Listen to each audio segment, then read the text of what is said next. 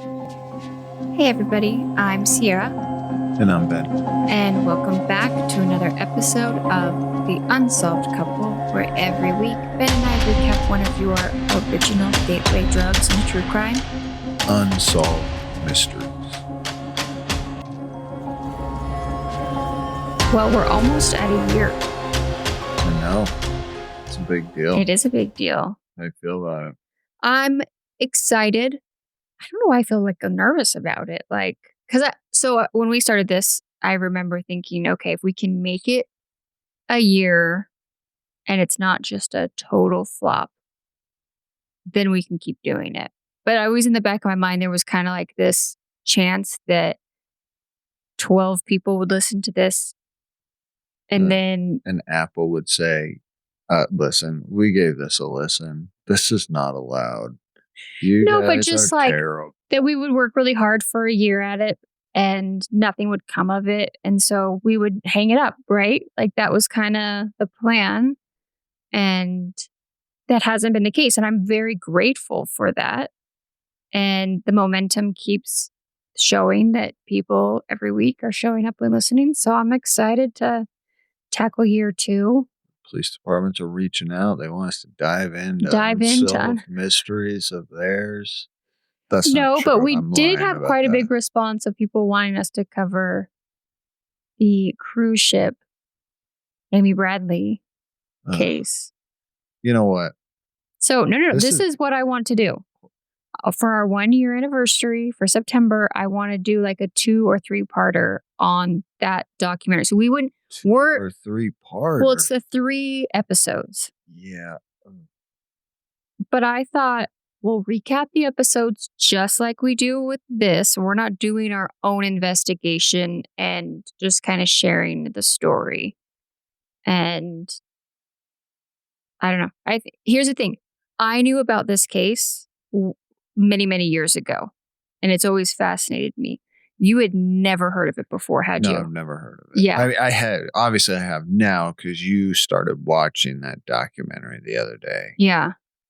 Did I even make it an episode? You watched, I think you came in a little into the start of it, asked a few questions. I did not catch the first part of it. Yeah, I kind of filled you in. You watched it, had a few thoughts, which, again, I always find it interesting because with your background and just your different outlook on life, being very like A-type, when we watch something together, you always have very unique and different thoughts on things that I think are important to have conversations, because I've heard so much media about this that I could have a ton of misinformation about it in my life. So, anyways, I finished the documentary. It's amazing. But I think that's what we're going to do for the first couple episodes in September. Just to kind of, as a thank you to our patrons. So I was going to tell you, I was scrolling through the news today, Mm-hmm. and I see a headline on this thing. Okay. This case. Yeah. I already forgot the name. Last name's Bradley. Bradley. Yeah. So I'm thinking, oh, did something new come? Because this documentary, right? And they pitch, I can't remember the headline, but they pitch it like something, might have broken on this case. Like, Yeah. All right. Well, I'll skim this article. This is a big deal for me to even click on a true crime article. Yeah. And I'm reading the first part of it. Mm-hmm. And then I just start skimming. I'm going through. No, this reporter, whoever it is, and I don't know who it is. I'm not even going to call it out. I'm just irritated. All they did was recap what this case was and that Netflix had done a documentary on it. So clickbaited people. I'm like, so you didn't do anything. You literally just wrote an article to get people to read your article. Yeah, and you clickbaited knowing full well that a lot of people are talking about this case, and you... But it would get people to click on it. Yeah. I'm like, golly, I was annoyed. I'm sorry. We don't have any more new information. It would just be recapping the episode and sharing our very limited and completely expertise unnecessary expertise or lack thereof thoughts. Okay. So we're recapping season 3, episode 6 today. Before we get started, few housekeeping things. Off the top, we need to give a big thanks to Holly Sterling. She shared some love with us over on our link of Buy Me a Coffee. You can support our show that way.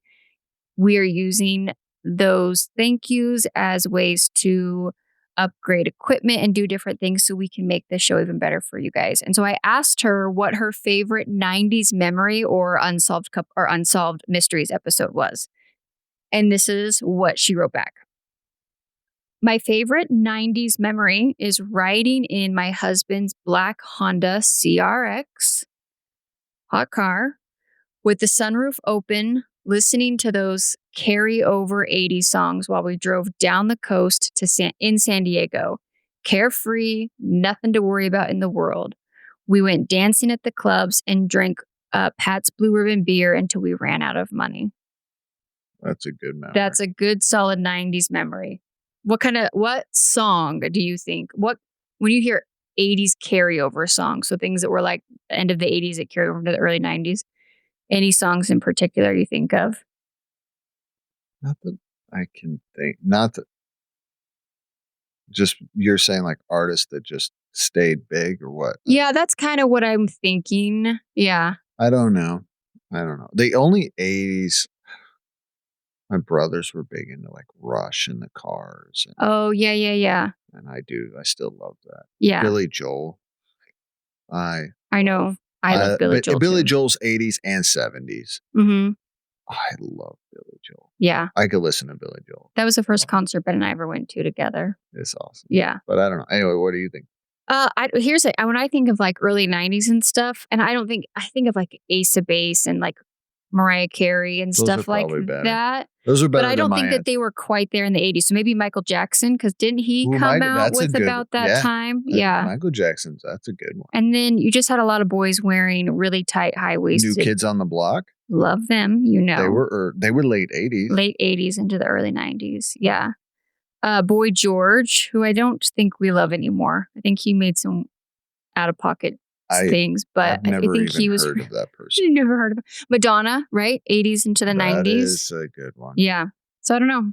But yeah, and then for everyone else, please remember that you guys can follow us on social media. It doesn't cost anything. It's a huge support. And then the other thing you can do is to please leave a 5-star rating review. Typically, the best one so far is Apple Podcast. Comment, share. And if you've done all of those things and you still want to help, or you don't like getting on social media like Ben and you don't like leaving reviews, just share us with a friend or a family member. Sharing is caring. Exactly. Okay. Share it with 10 friends so that you have good luck for the next 10 years. I think it's illegal to write chain mail. I think I listened to a podcast about like it got to be a problem, and now I think it's against the law. If not, I'm really tempted to start a chain letter promoting our podcast. Etiquette. What? It's against moral etiquette. I know, but it would be such like a reminiscent 90s thing to start a chain mail. That wasn't 90s. That was like, maybe it was late. It was 90s, early 2000s. Yeah. All right, let's move on. Okay. So I have a very, once again, horribly told story. It really was. Yeah, because the very first opening part has almost nothing to do with it. It kind of does. Barely. But they don't give you the details. Nope. Mm-mm. It does have something to do with the story. Yeah, but I think you could have almost not even brought that. But they present it up top. Like at the very beginning. That's the story. You think that that's the story. It's exactly. Not. All right. Why don't we I didn't even put that information in. Oh, come on. Okay. So at the very top of the episode, we are introduced to this little tiny town. Where is it? New Hampshire. Okay. And it tells us that 2 bodies are found. Children. 2 teenage girls are found murdered in this tortured and murdered. It was a bad thing. It was terrible. Yeah. Both of these girls had like disappeared during some sort of snowstorm. So I think that was half the problem, is that people didn't realize that they were necessarily like missing right away because the weather wasn't, and there wasn't an ability to go out and like look for them. Okay. They had been assaulted, tortured, and murdered. Their belongings were scattered all over town, and it just kind of shook this community because it was such a small town. It's one of those things like, this person lives here. Well, We might know this person. I'm sure it's probably the worst thing that had happened in that town. Yeah, and that's what it said. It said it kind of broke it broke the glass ceiling as far as their safety and feeling like that there's nothing bad could ever happen there. It took that innocence of that away. But this is not our But that's not the story. All right. Okay. What, Sarah, what is the story? The story is about a 54-year-old housewife named Raina Paquette. She lived with her family in the town of Hooksett, New Hampshire. Okay. Raina, claimed to know the identity of the killer. But the police did not act on her tip. She told family that she was receiving disturbing calls from a French-speaking woman about the case. French-speaking? Yeah. I didn't know that. The caller directed her several times to the farm's pigsty to look for clues in the case. So that was one thing. The pigsty is going to come up here again shortly. But I was really confused as to why they made such a big deal about it on the episode. And we're going to find out that Raina had worked or had a friend part-time that owned a laundromat in town.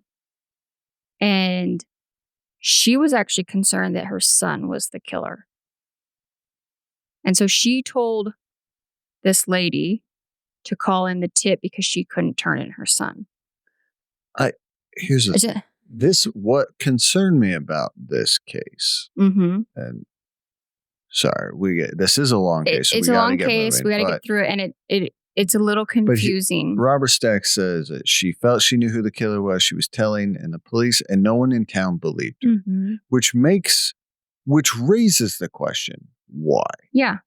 Was her credibility? I don't know. I'm throwing out. And I will say, in all of my side research, I didn't find anything as to why that wasn't the case. All right, so that's it. That's all I got. Because I was even more confused. Like, where did this come from? Well, it turns out that the lady that owned this laundromat told Renee that she believed her son, because he'd made references a few times to the pigsty on the Paquette's property.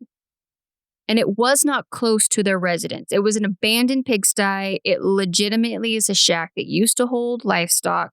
It is not used. And it was like more than a mile from the actual main farmhouse. So this is an extensive piece of property. So somehow this woman is called in these tips. She's telling everybody this. No one seems to be taking it serious. So enter Renee's 13-year-old son, Danny. He comes down for breakfast one morning. Which the actor's like 30. Yes. I thought it was like an adult man, but it's a 13-year-old. Which I get. You got to find an actor to play this. But yeah, anyways. He had stayed home from school that day because he had a dentist appointment his mom was supposed to take him to. So he slept in as most 13-year-old boys would do. He comes downstairs expecting breakfast, but his mom's not home. But he noticed that, and now, even though the reenactment takes place in the dead of summer. But they tell us when was it? It was February? It was like January. It was, like February. It was the dead of winter, basically. In New Hampshire. It was freezing. Yeah. So he had found that his mom's winter coat and like her winter shoes had been left behind. So he calls his uncle and they search throughout the whole farm. And the reason even seems like they split up even because it was such a big piece of property, which they don't mention on Unsolved Mysteries. This was going to take a while for them to like look around. So after searching for over an hour, Danny noticed smoke coming from the pigsty area, which was about a mile from the family home. Inside they found Renee's charred body. It was in the same barn that she had been claiming that one of the girls had been murdered in. Surprisingly, the police ruled her death as what? A suicide. What? What? Who Yeah. lights themselves on fire for that? I mean, here's the thing. It happens. I looked it up, but it is not normal at all. Like, it's just not. They claimed Well, that... there's a bunch of facts about that, too, that don't. Yeah, and we'll get into that. This is like Unsolved Mysteries didn't give us a ton of the facts, so I'll sprinkle them in throughout here, but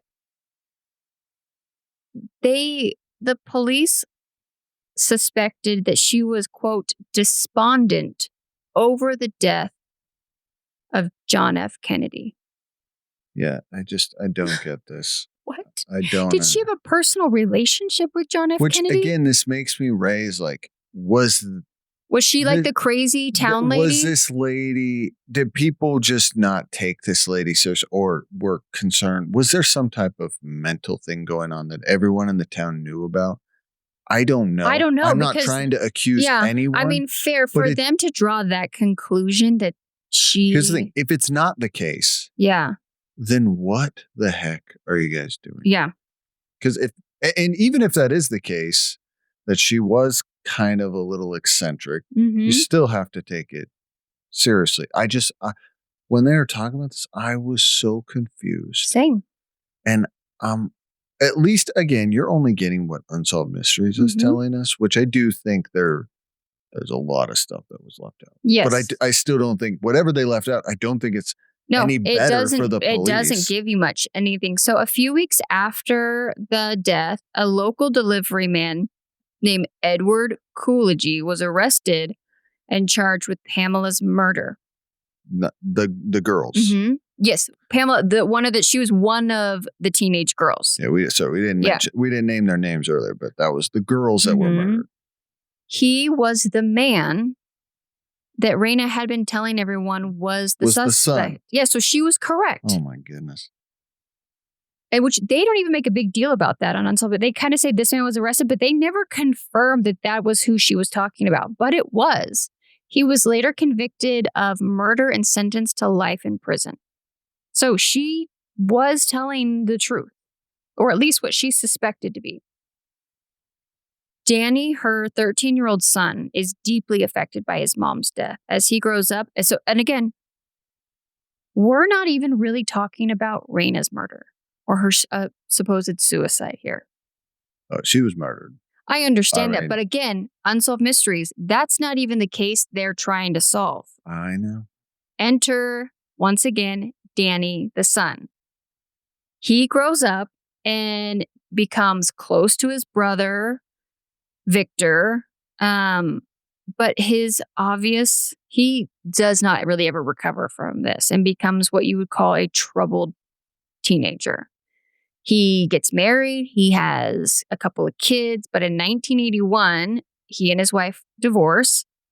And in a bitter legal battle, he loses custody of his children. In the summer of 1981, after becoming frustrated that he could not see them, he drove over to his ex-wife's house, banged on the front door, and is screaming at her to be let into the house. She calls the police and he's taken into custody. After the outburst, Danny is sent to a psychiatric hospital. And once again, enter our favorite 90s remedy for anything. No, 80s remedy. 80s remedy. What was it, Ben? Hypnosis. They put him under hypnosis. Why? I don't know. No one tells us. I don't know. They clearly hypnosis was the medical field got on this bandwagon and they were riding it off this cliff. Yeah. They were just dead set that this was going to be the cure-all for any sort of anxiety, depression. Remember, even weight loss? Yes. Yes. Yes. Yeah. So... Have we ever told your hypnosis story? No. No. All right. I don't think so. All right. Keep going. Under hypnosis, he reveals that he had actually woken up that morning and saw his mom arguing with the delivery man on the day that she was killed. All of a sudden, he He remembers everything. claims that Edward, who killed Pamela, is suspected of killing the other teenage girl. He wasn't convicted of both, just one of them. Okay. Is also his mother's killer. And he, Fair. yeah. And he is sad that this case has not been reopened and reinvestigated. 5 months later, Danny's released from the hospital and tries to start getting his life on track. 5 months. Mm-hmm. Wow. On November 9th, 1985, he was repairing a bulldozer while his two friends are working in the garage. At 11 a.m., they hear a loud pop and run out to find him laying on the ground. He had been shot in the back and killed instantly. Near the site he was killed, police found footprints that they believe belonged to the killer, who had apparently ran away from the scene. The bullet that killed Danny was found in a nearby telephone line. The authorities investigated the possibility that he had died accidentally and was shot by hunters in a local gravel pit. Approximately how far away from the scene? Over a mile. Yeah. With just like a hunting rifle? Nope. This was crazy to me. Nope. What were these cops in New Hampshire? I do not know. I'm worried. The lady supposedly took her own life over JFK, and this man accidentally got shot with a hunting rifle a mile away? Did you hear that the bullet, for it to have been shot from that gravel pit, it would have traveled over a mile and defied gravity by climbing 1,000 feet. But that's the thing. Wouldn't you look at any elevation map and realize that there's a mountain in the way? When you shoot a bullet, it doesn't go up. It goes. An object in motion, what? Stays in motion. But over time, the bullet drops. Yes, because it is interacting with the air and the atmosphere, and it slows, and it's going to go down, not up. Yeah. I was like, to the point, you guys, they hired an expert to come out and be the one to tell him that the police said this was not possible. Do you think they were just trying to come up with an easy answer so they could brush this off? Absolutely. I just think it's either that or the most incompetent human beings got put in charge there. I don't understand. I don't know how they even came to that conclusion. I don't know either. However, we're able to quickly eliminate that option that was even on the table. Is crazy. Some of Danny's friends and loved ones now believe that the same person who killed him was responsible for the mother's death in vengeance of some sort of payback for the delivery man being named. And both of these people's death remain a mystery. And that's where Unsolved Mysteries leaves us. Okay. All right. Update. Okay. I have two kind of updates. All right. So Raina's family believes that Edward Coolidge was responsible for her murder because he'd gotten word that she was telling everyone in town that he was responsible. And the fact that she was found dead in the pigsty was a representation of that. Well, I thought I'd heard something, I read something.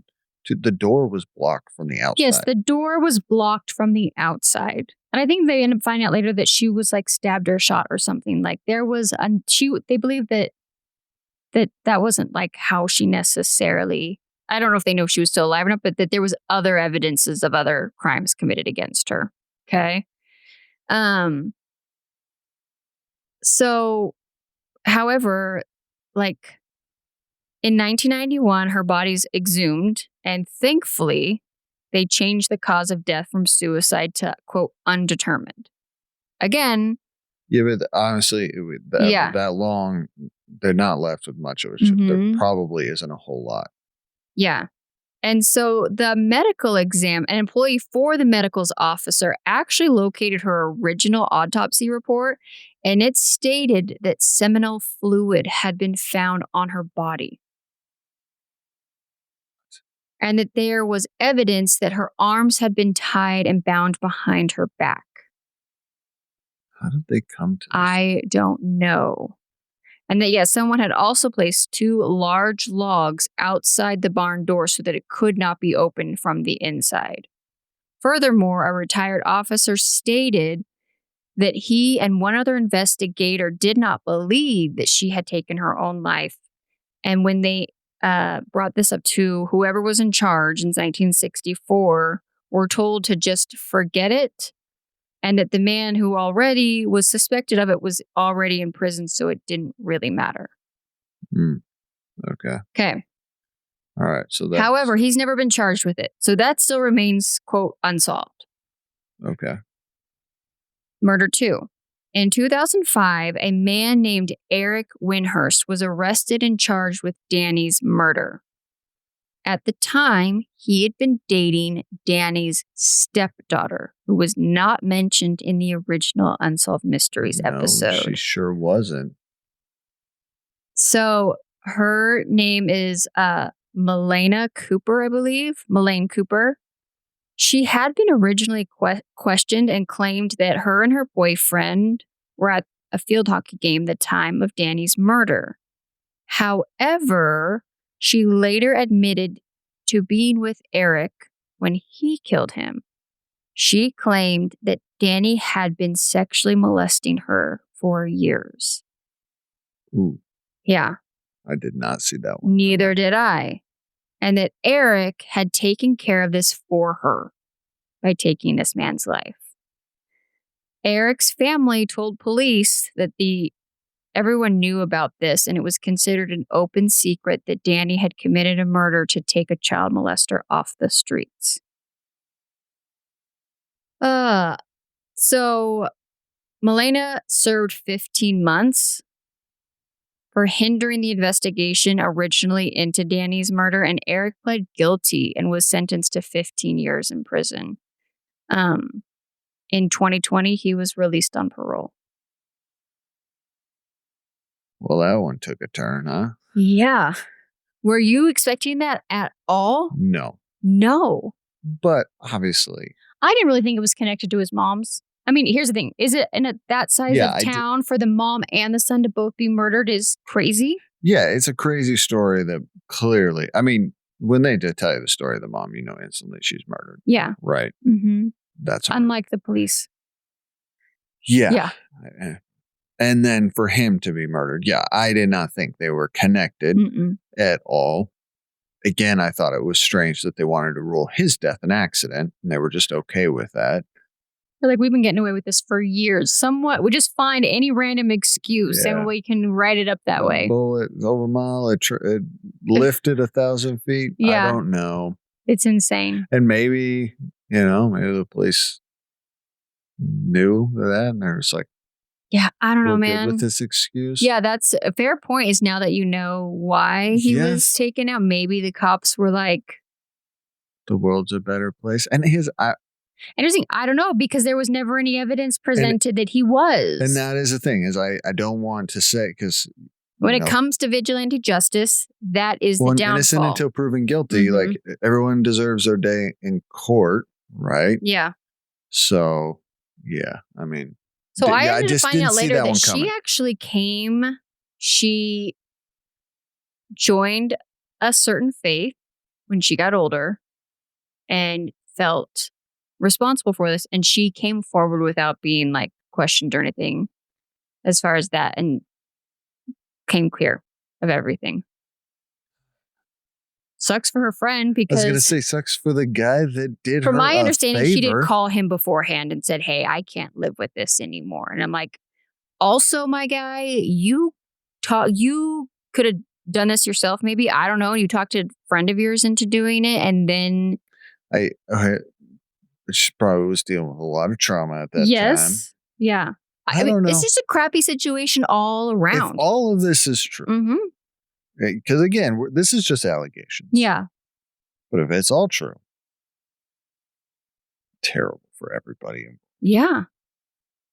And it's hard for me, because I'm like, for a teenage boy to hear that something is happening, that he is like, there's no wiggle room for that in my world. Like, yeah, I don't know.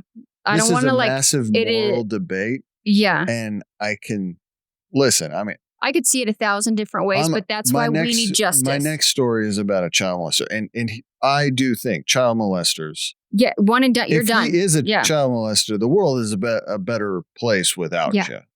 So, can I understand? You guys remember my Absolutely. last rant about why majority of men, most of the time, abuse underage children, why they are slapped on the wrist about it.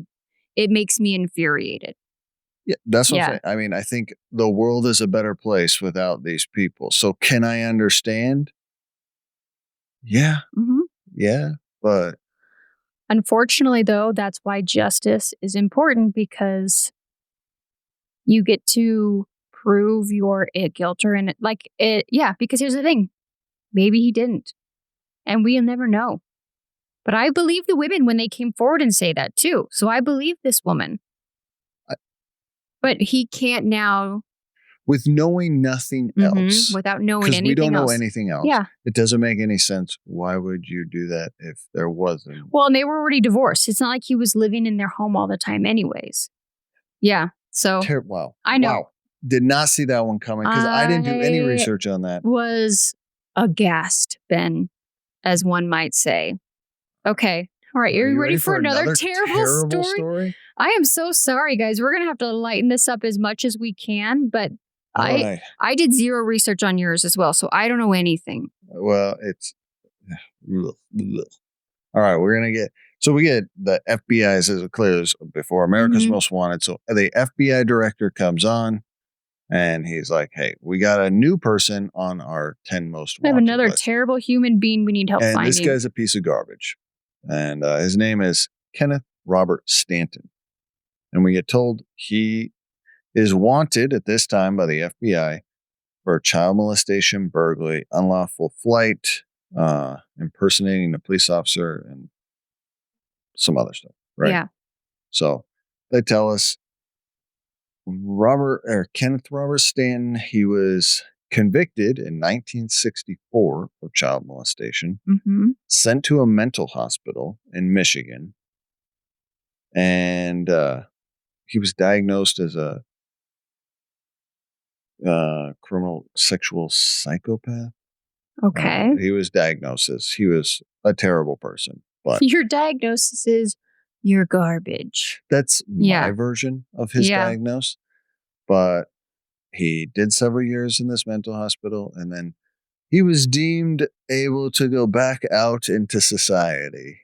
So he goes back out into society. And what happens? Rolls around 1989, Jackson, Mississippi. We get told. Wait, so how long? When did he get released after several years? Do you know when he got out? Not exactly. Okay. No, they didn't give me any exact time. I guess I'm trying to figure out how long was he out back on the streets? Almost 20 years. We did a few years, 1964. There is a wake of victims, I'm sure. Which means that that means that between those times. Yeah, I don't want to know. Yeah. Anyways, Jackson, Mississippi. We get the FBI agent on there. He pretty much tells us, he's like, listen, this is this guy's MO. He's a traveling salesman, which, and he looks for houses with girls between the ages of 7 and 12. They call it prepubescent children. I don't. Yeah. So he goes to the door. He pretends to be a policeman. The reenactment is, and the FBI says, he says, hey, I'm doing a survey, or I'm looking for, I'm helping the health department check on milk, spoiled milk or bad milk in the area. Do you, the girl answers, do you know where your milk comes from? No, I don't know. So he tries to use this sign of authority to get in the door to check the milk. Yes, because we teach our children to trust police officers. Yeah. So then he says if they don't let him in, his next mode is he pulls out like a bag of marijuana and says, well, I found this on the porch, and that gives me the right to search. And can you imagine going from milk to marijuana? That seems like a wild take. I don't know.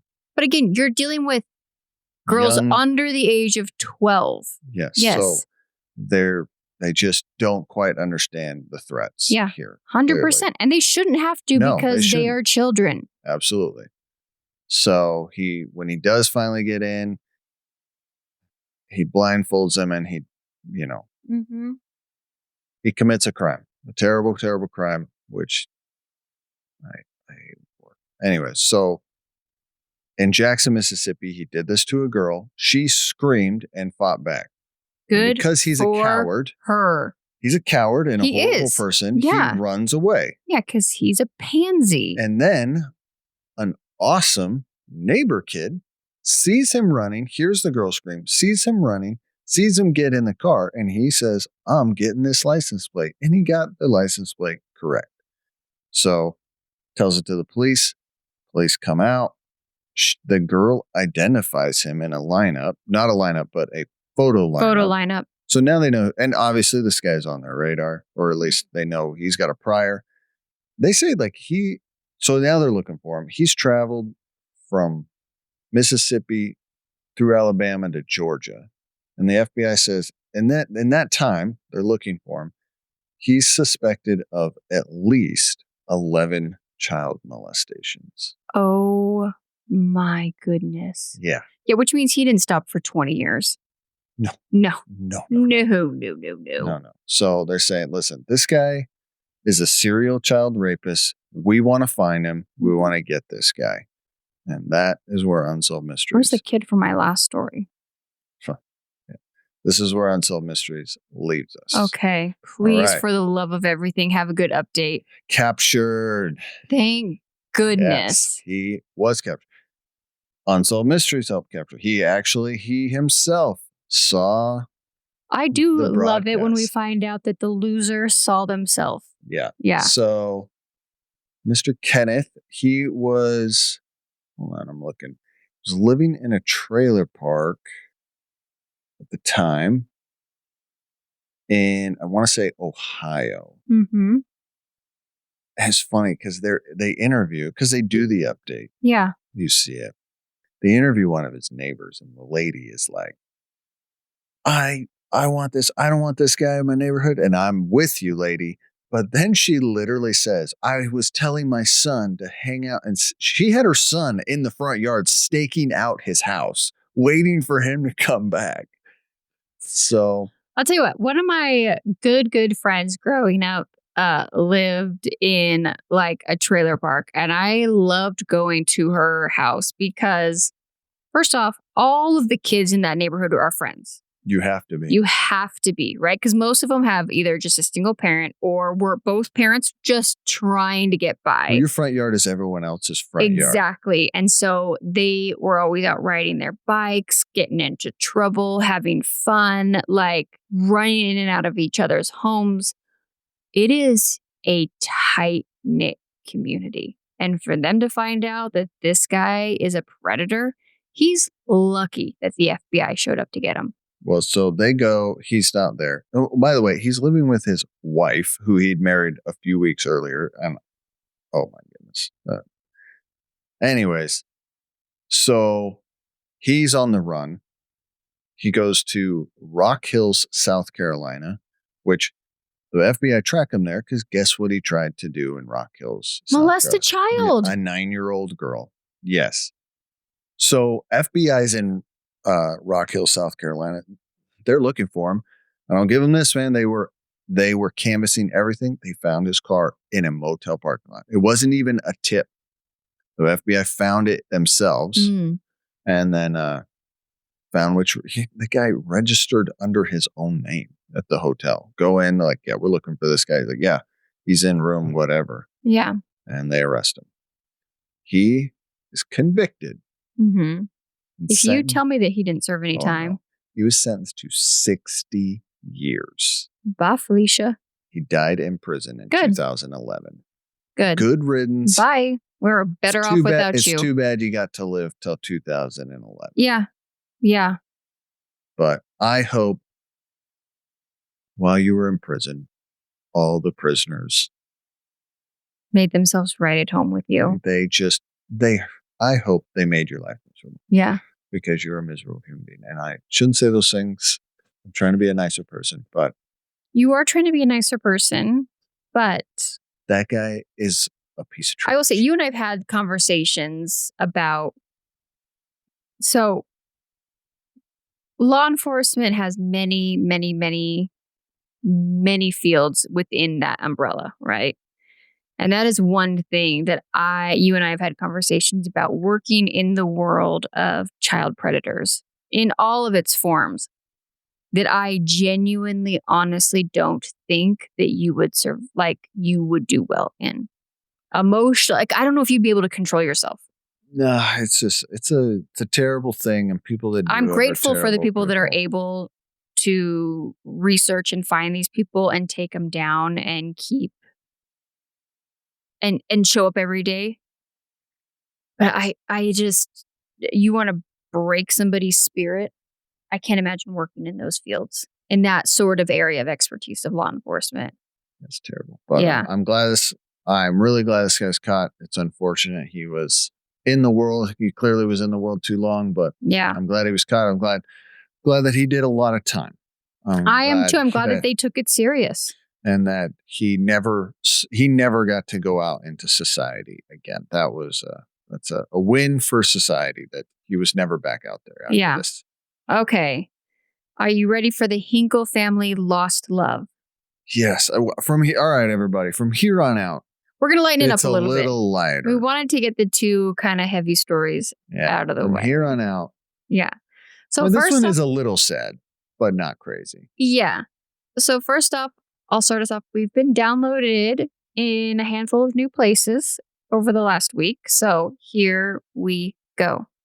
Tokyo. Yeah. That's cool, eh? Yeah, eh? Soko, Japan. Amsterdam. Dude. Man, we're going international. Amsterdam. I'd love to know, if you downloaded us in Amsterdam, were you there for vacation or do you live there? Because Amsterdam is wild. Like, everything is legal there. Did you know that about Amsterdam? No, I don't know anything about Amsterdam. I've never been. Well, that might have come as a surprise to everybody, but I've never been. I haven't been either. But when I say almost everything is legal, I mean all of the things. But yeah, at the same time, I've heard like that, but because so many of those things are legal, like everything is so well controlled and like regulated that they, oddly enough, it's like very safe there, because I don't know. Amsterdam seems like a really cool place. Yeah. So then in direct contrast to that, we have Midville, Utah, where everything's illegal. Okay. Gulfport, Mississippi, one of my favorite places. I lived there. You did live there. And I want Ben to move there for work and us to live in Gulfport. One of my favorite Christmas movies is filmed in Gulfport, Mississippi. What Christmas movie? The one about the girl that comes home and like the boy is helping with like the float or the parade or something. Do you remember this? It's all filmed in Gulfport, Mississippi.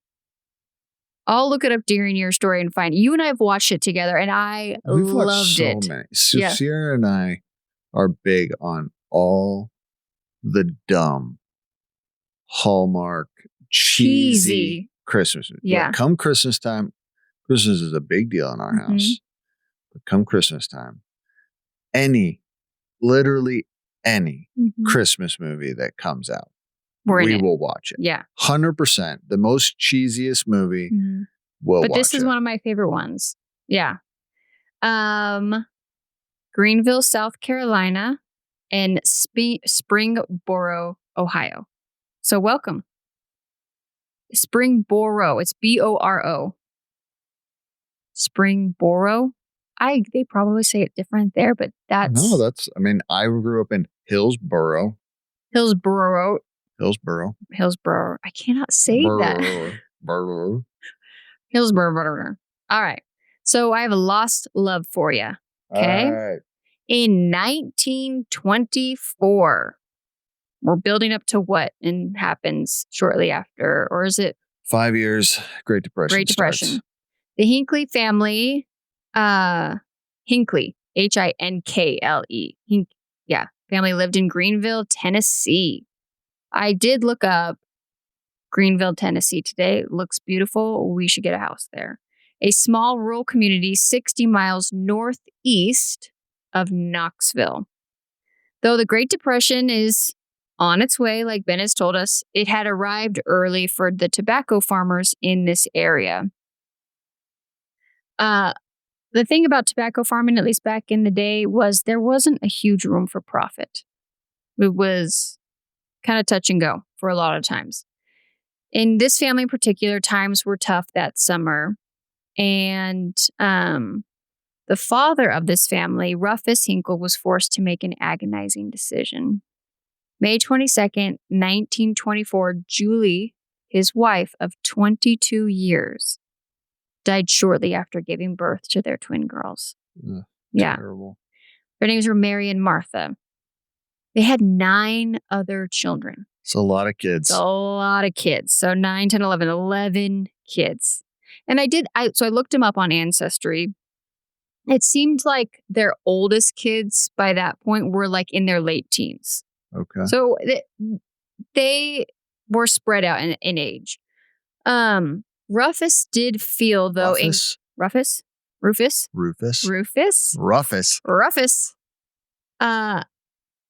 Feels like he can't make ends meet. And 2 newborns. And no wife. He tells his kids that he's going to take the twins to the hospital because they had been sick. However, on that hot July afternoon, he takes them on a one-way trip to the Holston Home for Children, an orphanage in Greenville. Yeah. He hoped to reclaim them once he was able to kind of, I think, get through the summer plowing season and get some income back in. And this was not in the episode, but several weeks later, he actually changes his mind. So they weren't there for very long. Him and his son, Lloyd, go back to the orphanage to try to get the girls back, but sadly, they had already been adopted out. And they claim that they had tried to find someone to take both the girls, but it was impossible, which I do not believe. I doubt that. And that they were separated, but the twins were, quote, with fine families. Sadly, June 4th, 1950, he passed away and never saw his twin girls again. I have a feeling that guilt contributed to... I'm sure. Yeah. And he was mourning the loss of his wife. I'm not making any judgments. They were married for 20-something years, had 11 kids together. She passes away. He makes this probably heartbroken, grief-stricken decision, and then regrets it, goes back, and has to live with that forever. Yeah, I'm not making... I don't know what it's like to be trying to... Yeah, no, There's no safety net back then. There's nothing. The people that are interviewed on this speak highly of him. So. Yeah. Because his kids. Yeah, so shortly, at one point, Shorty, he was one of the older brothers, had heard that the orphanage would actually refuse to give them any information until the birth parents were both deceased. So the mother had already passed away.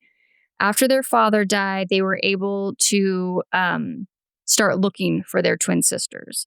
In 1955, Shorty contacted the orphanage and they were unable to locate Martha, but they were able to trace Mary down or track her down.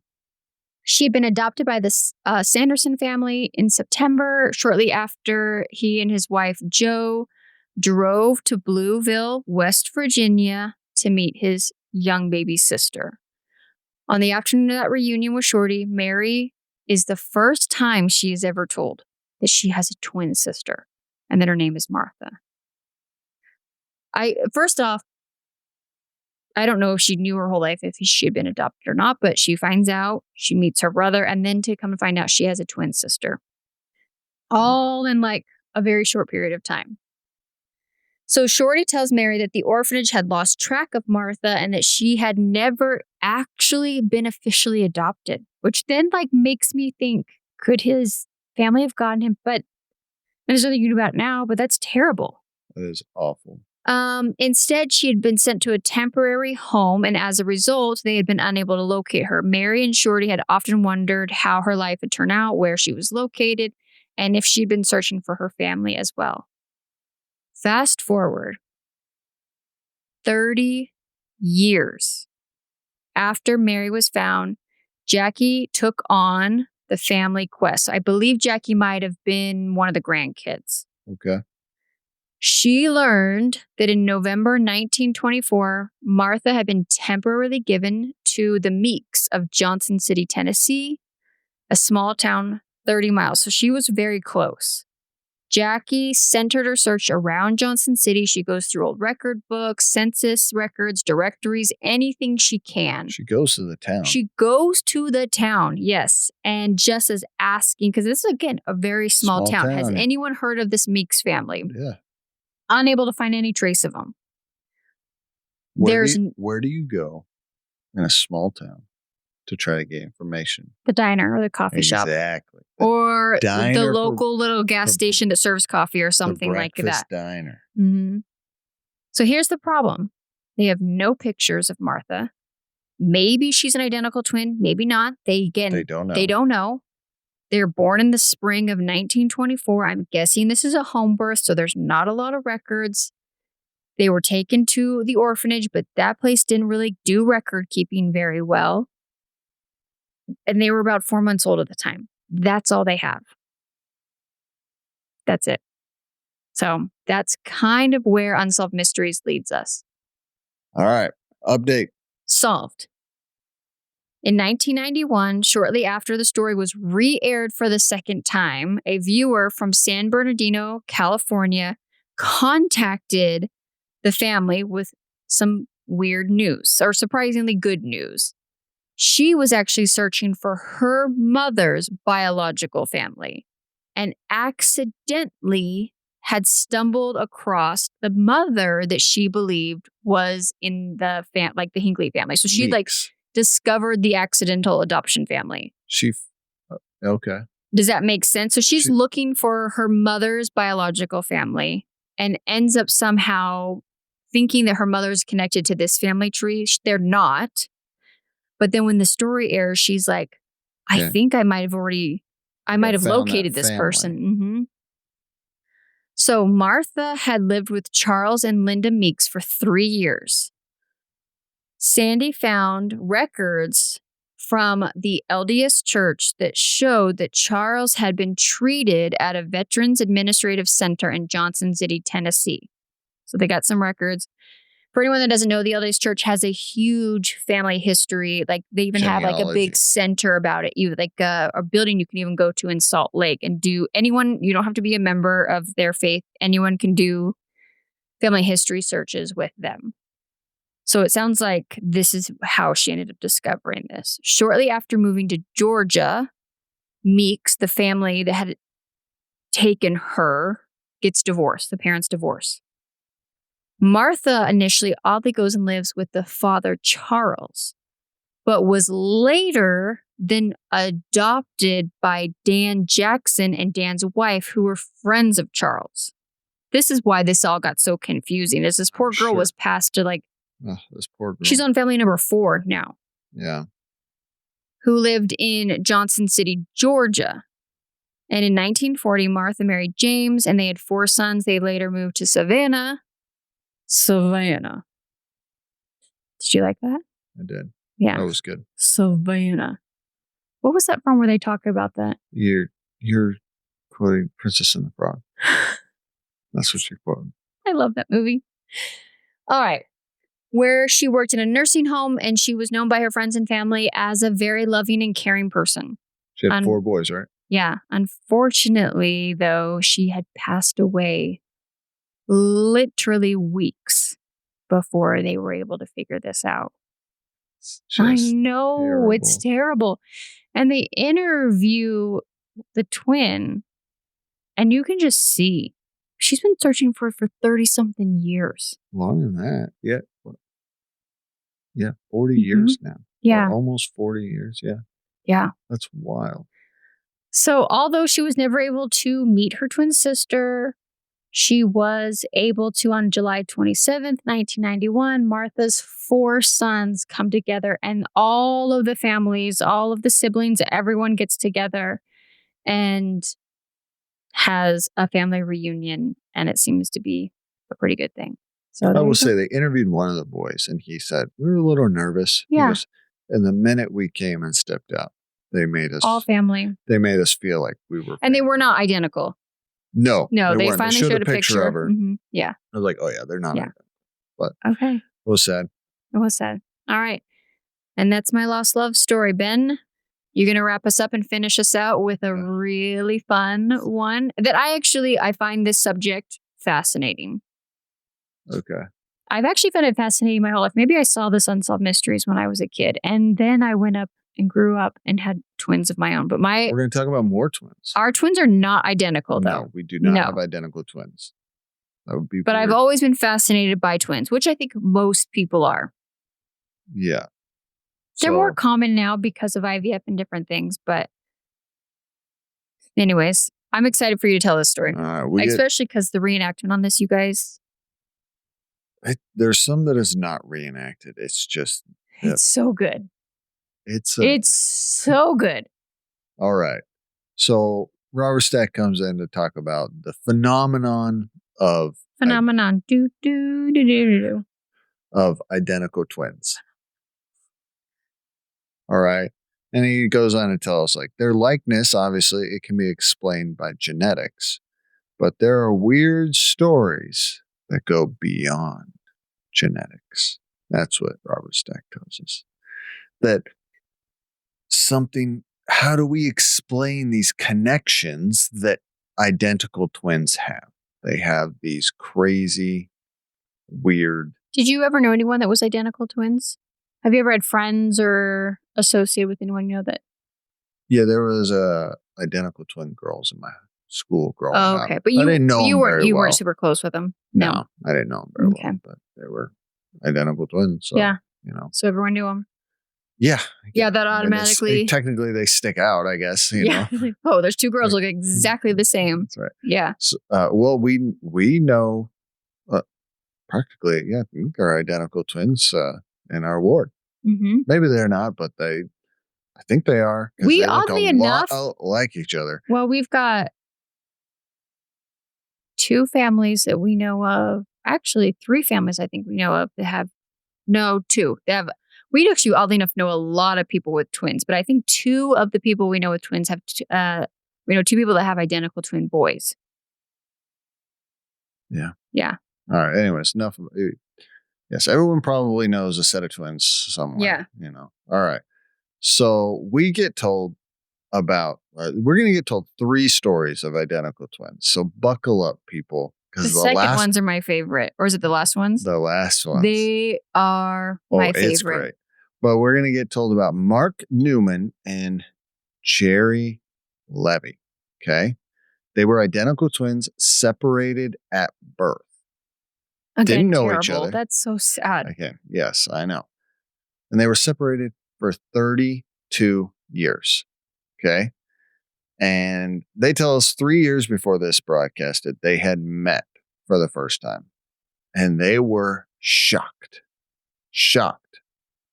What are you doing? I'm taking a picture of you for social media. Just assume that if I have my phone out, that's what I'm doing. No, I don't like. I want people to follow us on Instagram on Unsolvedcouple Pod. I don't like my picture taken. I'm going to just post 1,000 photos of Let's Ben, not guys. Say we did. All right. They're shocked by to find out how. You holding up your notes I'm holding my in notes. front of your face is not the solution. It is the solution. This is going to drag out if you keep this up. I'm going to say this for literally the 3rd time. They were shocked to find out how much alike they are. All right. Do you want to know how they were alike?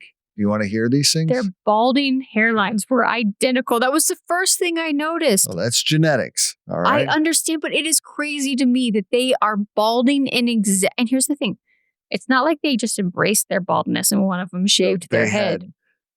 They were cue ball. bald on top but with the rim around. The rim around, yeah. And they both decided I think they shaved the mustache that's for the show. the look we're going for. And it was, I mean, no joke. The hairlines were identical. Yes, absolutely. It was crazy. That was the first thing I noticed. All right, this is how they're like. They're both volunteer firemen. Can you believe that? They both work in the lawn care industry. And they're both bachelors, which I don't think that has anything to do with. I don't think that was by choice. And I don't think that has anything to do with being a twin. You not being married. All right. And they always drink the same kind of beer. I did write this down. They say it like that. Always drink the same kind of beer. But they didn't say that they drink the same beer. They just drink. What if they're like, we both just like a lager or an ale or a light beer? Well, what? That's insane, girl. Anyways, I was like, oh, okay. All right. Oh, and they were cute together. They were goofy. You could tell they'd become best of friends. And here's the thing, they've been separated for a long time. I think I got a good quote. Okay. Any discovery, I'm sure, for them was awesome. They wear their car keys in a distinct manner. You know how I feel about that. With car keys on the... Sierra has a problem, you guys. With car keys on the belt loop. I call it sensible. Anyone with the sensible car keys, I'm like, I'm so sorry if you're that person. If you wear sensible shoes and have a sensible car key. Okay. If you dangle your keys on your belt, that's not what that's meant for. Please do something else with it. The only person that should dangle keys on their belt is a janitor. I agree. I had a janitor at my elementary school, older gentleman. Yeah. His name was Ben too. That's what I remember. Awesome. And he wore a massive key ring on his belt. And I thought it was awesome. I agree. I'm sorry, but it's something... It's bothered me my whole life. I'm wearing my keys on my belt loop from here on out. I'm doing it. Buying a keychain right Divorce. now. Amazon. Click buy. Do not. Click buy. I won't walk in public with you like that. I will. And I'm going to tuck in my shirts and wear long socks with shorts. You automatically just turned into Post Malone? Yeah, I'm fine with that. Can I have his bank account? No, the only reason he gets away with looking like an idiot is because of his bank account. I think he looks awesome. Have I told my Post Malone story on here? No. No? Okay. Sorry, continue. It is a great story. We've now said we have 2 stories and we have not told them. But wait, this is taking way too long. All right. Here is a quote from one of the brothers. Are you ready for this? Mm-hmm. Because obviously they just all of a sudden they click, they get along, right? So they say, it was so weird how well we just got along. How well we just clicked. And he says this, and I quote, "It was like a brother who moved away for 32 years and then came back. And what have you been doing for the last 32 years? And then we were doing the same thing." That's what it was like. So these twins that were separated. That are also brothers. It was like, hey, it was like we got separated for 32 years and then we came back together. Can you believe it? Isn't that crazy? So crazy. It is. So why are they so alike? Why are their lives so parallel? We get a man by the name of Travis Bochard. He's a director of the Minnesota.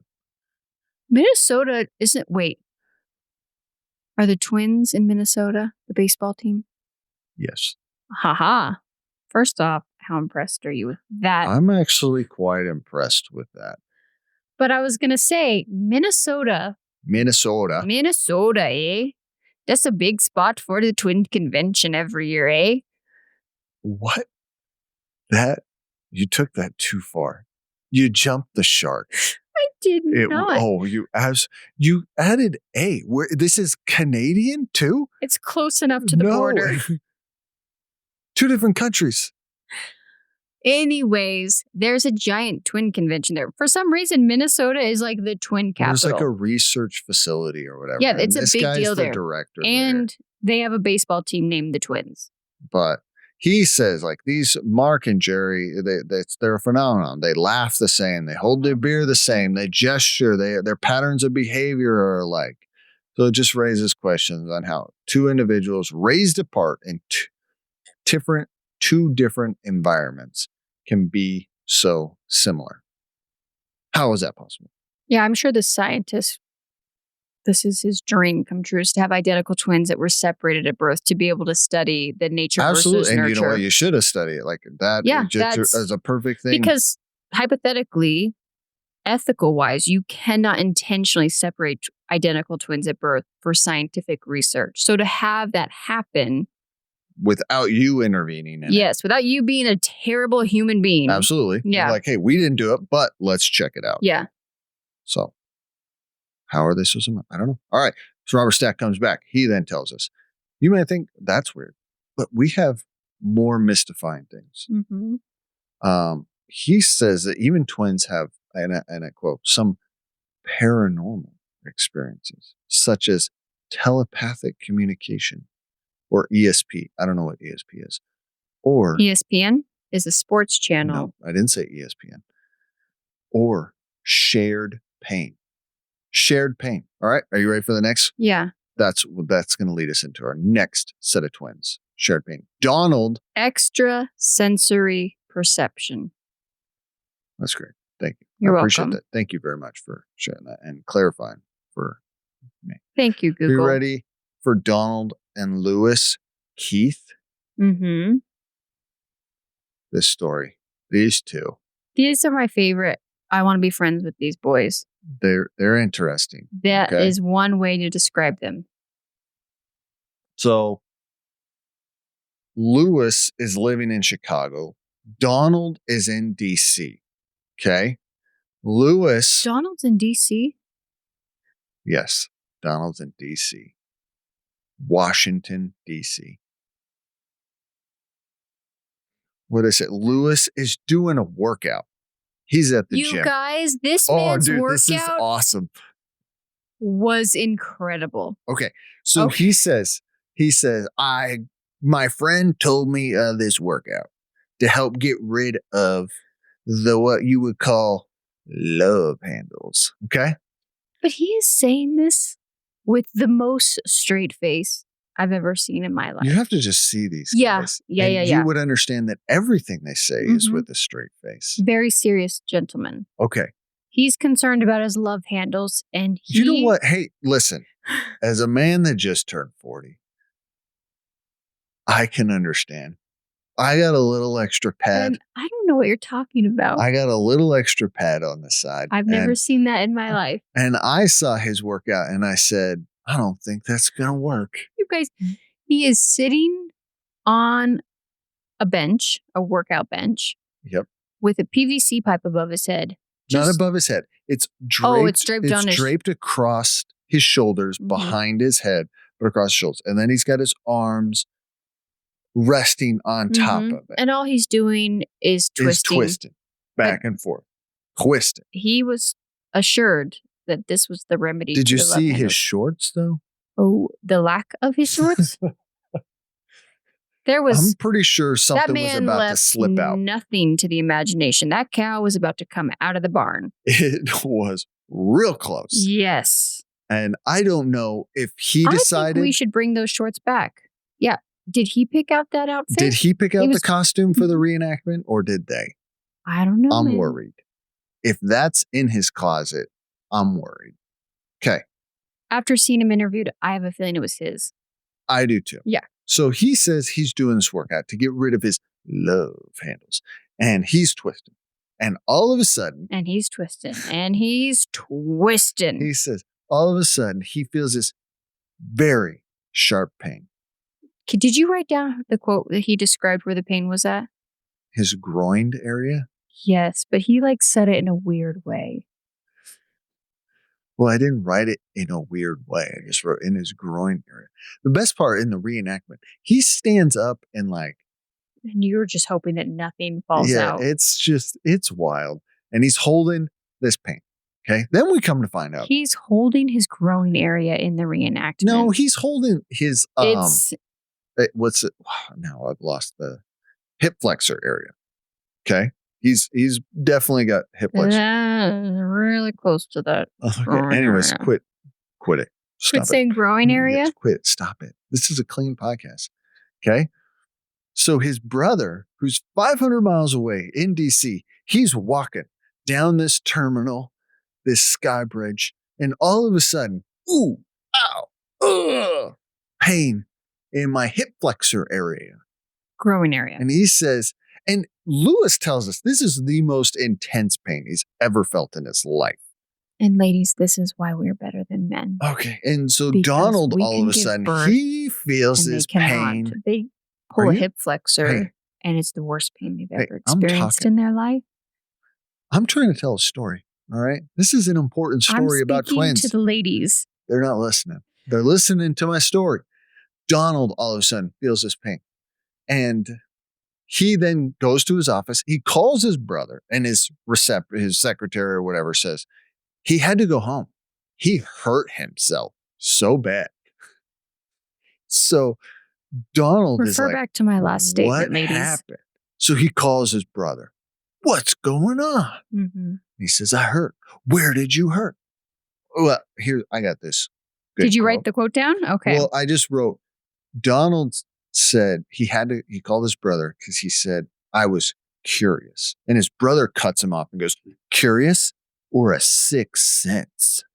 He's like, I don't know. And they thought that was hilarious. You guys said they planned that out. Oh, absolutely. It was they awesome. Thought that was going to be the punchline of the episode. And it you can actually tell they was delivered. It was the punchline of the episode. Okay. All right. So come to find out, they felt the pain in the exact same spot. And he asked, what time did that happen? Turns out, you guys ready for this? Exact same time. It was the same time. Can you believe that? Yeah. Shared pain. 500 miles away. Mm-hmm. How's that possible? Okay. You have an answer? It's a twin thing. I don't know. All right. Are you ready for our next set of twins? Mm-hmm. These are the best. These are the best. Ben's in love with these women. He's going to leave me for them. Listen. If they called tomorrow and said, Ben? They're like 100 now. I know, but Ben's going to be at their doorstep. They got ready together. I just want everyone to stop what you're doing and go just see these people on this. I'll post it on our socials. All right. Lavana and Lavelda. Yep. And Lavelda? Lavana and Lavelda. Welcome, Lavana and Lavelda, Stage Center, dancing to... Lavana and Lavelda row Richmond. They feel pain for each other. Let me explain to you. They're sitting with each other.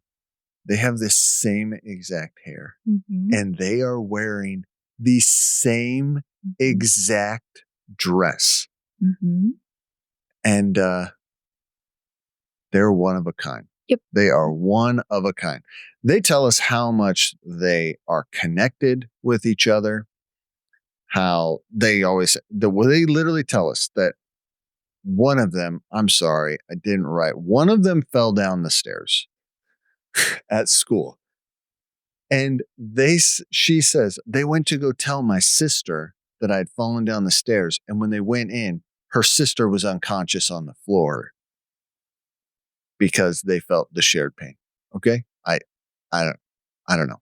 Okay. Can you imagine being friends with someone like that? You're like, ugh, Lavana's at it again. Okay. So they were born like in the 20s. Mm-hmm. Okay. Yeah. They have lived together their entire life. Even after they married identical twin husbands. Yes, you heard that. I do love that. There was a picture. This might be a little bit of a codependency problem, but I do love that story. That's weird. You don't want to live with my Nope, sister and her husband? absolutely not. I don't want to live with anyone else besides my wife and kids. And you guys, we barely made the cut. There was an extensive process to get to this. but they married identical twins themselves. I know that's not uncommon, actually. That happens often. That's Often weird. enough that it's a thing. And they live together? Because I think they can. I don't know about living together, but it's Do you not. ever think they got mixed up? I don't think so. Oh, goodness. Okay. I would so. Ben and his older brother. Look. Not anymore. Okay. Yes, not anymore. Bless your brother's heart, but his hair is white now. Well, yeah. Yeah. And Ben's on his way there. So shortly, you guys will look exactly alike again. Watch your mouth. But for a while, they looked. I mean, obviously, you could tell the difference between them. We're 12 years apart. You guys are. But you dressed similarly, and from like behind, your guys' body, like shape and structure and everything is very similar. There was several times that we've been hanging out as like, and they don't live anywhere near here, so we don't see them that often, that I would walk in. And here's the thing, I love my husband. So like, I will grab Ben's booty cheeks. I will like wrap my arms around his waist from behind. It's not inappropriate. We are married. And I know that there's been several times I've walked into a room and thinking for a second, like saying, hey, babe, or like walking around a corner or something. And your brother has got his back to me. And it looks just like you for a second. And it freaks me out every time. We're not identical twins. But no, he's 12. But okay. Anyone that has seen you, and when people meet you, what is the first thing they think? Oh, you're so-and-so's brother. Yeah, you guys look you've been mixed up with him before from people that like know you in social situations. I just was up in Idaho. Yeah. Visiting my brother. Both my brothers live up there. Yeah. And obviously I didn't grow up there. I don't know anyone there. So anyone's only known you guys all as adults. Yeah. When I meet people they know that instantly. know my brothers. Yeah. And they go, oh, how are you? I'm like, oh, I'm so-and-so's brother. Like, yeah, we know. You clearly look like. Yeah. You look just like your brother. Yeah. Like, yeah, I know. But yes, it's not your identical twin brother. So there's no like. I'm the better looking of you. But anyways, can we move on? Sorry. I find this fascinating. All right. So they tell us they're a mirror image of each other. They have the same medical history. They have the same eye correction. Do you know what mirror image twins are? Yeah. So she says like my right eye is and my strong eye, my left eye. And the girl goes, well, my left eye. And that is a real thing. Yeah. Yeah. And they have opposite cavities. Just need to let people know. Which makes me feel like then I feel a little bit better about the fact like I have terrible teeth genetically. No. Cavities do not come because of genetics. Cavities come because of food. Do. If you have bad teeth, you have bad teeth. Not mere cavities. That's not a thing. It is a thing. And I actually felt better about myself, but thank you, Ben. Thank you so much for bringing me back down. I really appreciate you know that's something that makes me so stressed. And I was like, well, it goes to show that this is genetics. And Ben's like, no, it's food. They're trying to say that they have the same cavities opposite from each other. All because I believe them 100%.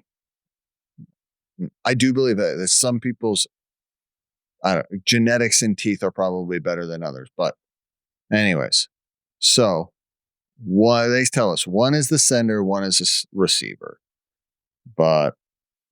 And they tell us which one is which. And I don't know. Ben can't tell them apart anymore at this point. He's confused. It's one of the two. All right. So Lavelda tells us this story that she went on a date and she was supposed to go into town to get some coffee with this guy. And he misses the turn, but he doesn't. Intentionally. Doesn't miss the turn. Yep. He's like, don't worry. We're just going to go to a quiet place where we can hang out. Well, Lavelda didn't like that. She gets scared, rightfully so. She should be. And she says the man was getting irritated with her. She said she kept moving closer to the passenger door and he was getting upset with her. And all of a sudden, boom, the car goes off. They were on a dirt road, off the dirt road, And that Lavana is at home with her dad and says she gets this vision. And she goes to her dad and says, Dad, call the police. Lavelda's in trouble. And he goes, I don't know what you're talking about. You're crazy. So, sure enough, Lavelda comes home. She had hit her head on the dash. And she says, see, Dad, I told you she was in trouble. So he says, all right, Lavelda, don't say anything. Everyone get in the car. And he makes Lavanda take her, who wasn't there, but supposedly she had a vision of things that happened. Yeah. Takes her, and she ends up directing her dad to right where the accident happened. And Lavelda's like, yep, this is where it happened. And he says, I'll never not believe you. So, can they communicate with each other? Yes. Are they mirror images of each other? Yes. Did they marry twin husbands together? Yes. So, why do these twins have the connections? I don't know. I don't know. Raised. I don't know. Medical mystery. Medical mystery. Was there any sort of like, did you do this is a thing. I mean, technically, it's been studied nonstop. It's still studied. Mm-hmm. Nothing is solid. I mean, we don't have any specific answers to why this is. Yeah.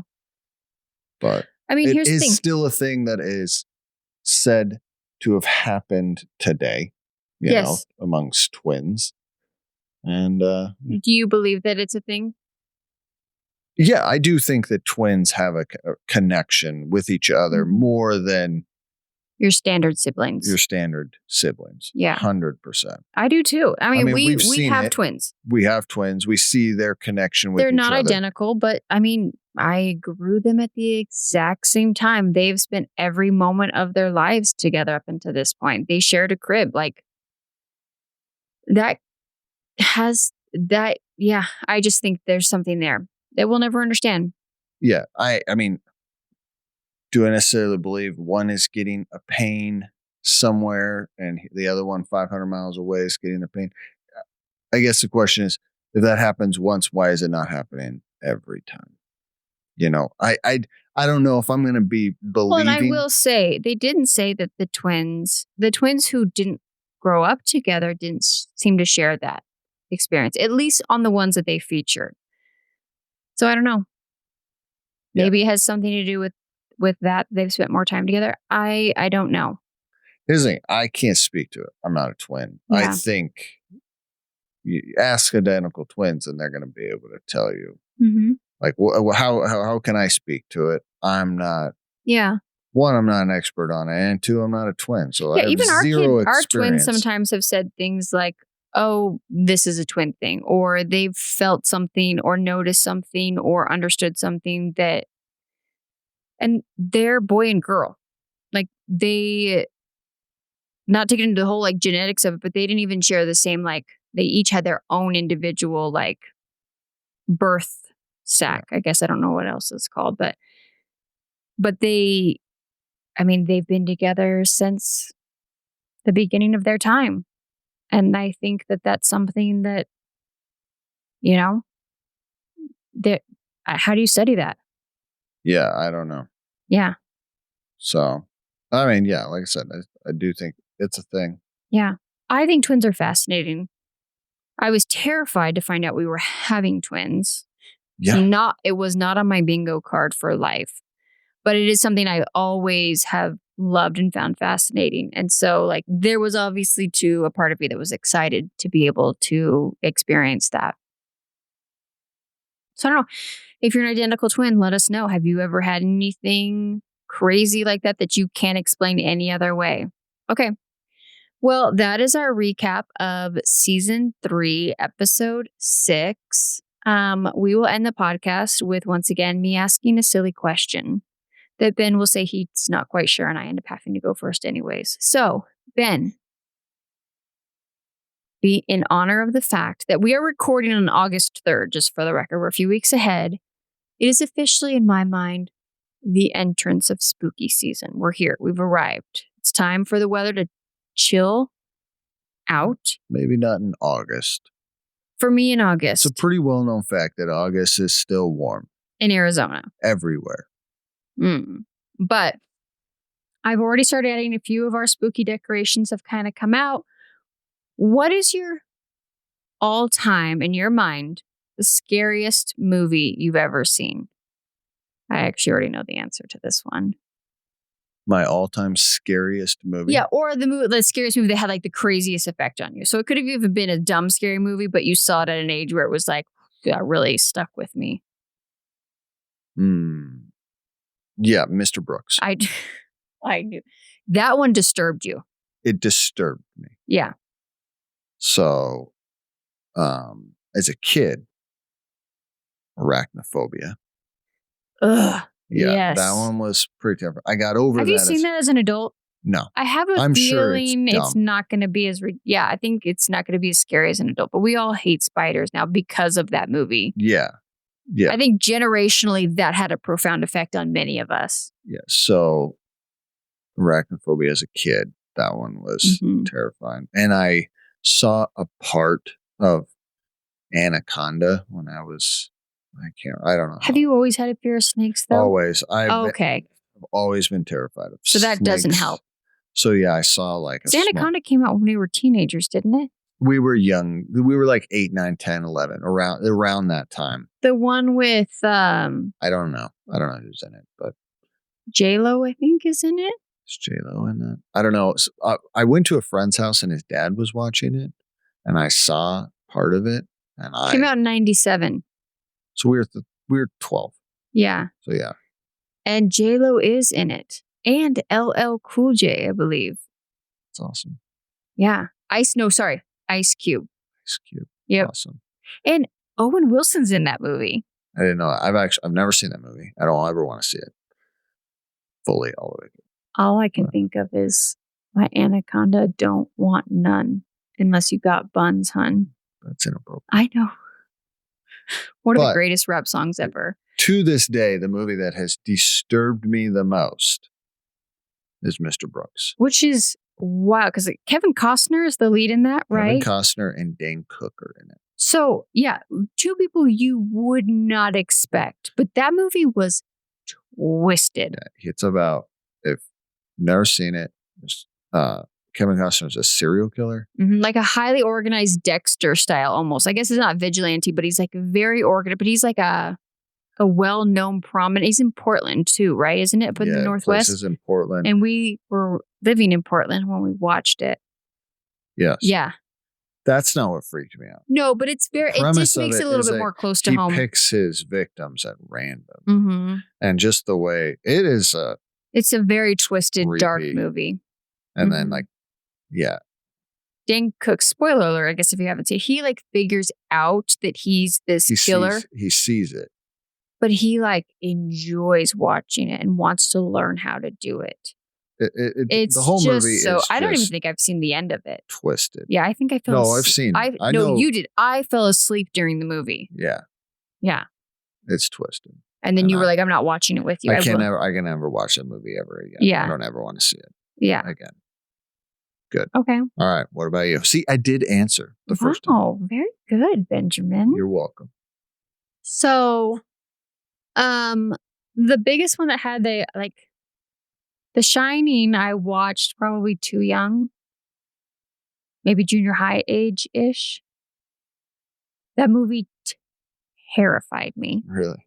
And now that, I've watched it older as an adult, I'm like, dude, this movie, first off, it's 3 hours. It's way too long. It drags on. It is so long. It takes forever to get to the point of it. It takes forever for anything to happen. Which is, I mean, pretty typical for those that like... I think it was the 70s. 70s. Right? Yeah. But it terrified me. But again, I was pretty young.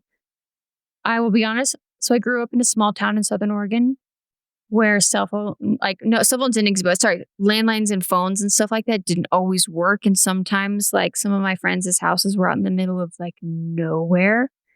And when I watched the movie Scream, oh man, that movie terrified me. It's a great movie. I freaking love the Scream movies now.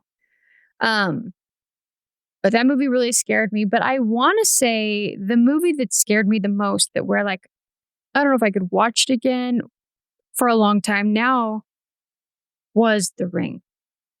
Really? That movie terrified me. It was so scary. And then we've watched it in adulthood. And we even let our 13-year-old son wanted to watch a scary movie. And I was like, oh, I've got the perfect one for you, The Ring. Because he and his buddies watched at our house. They were laughing, you guys. That is how desensitized our youth are now. They watched The Ring and laughed. I don't think I slept for days after watching that movie. But I don't know. It's like I just love so many scary movies too, that those are the ones that like really stand out. And then zombie movies terrify me. Those, I will say, when we first had kids, I started watching The Walking Dead.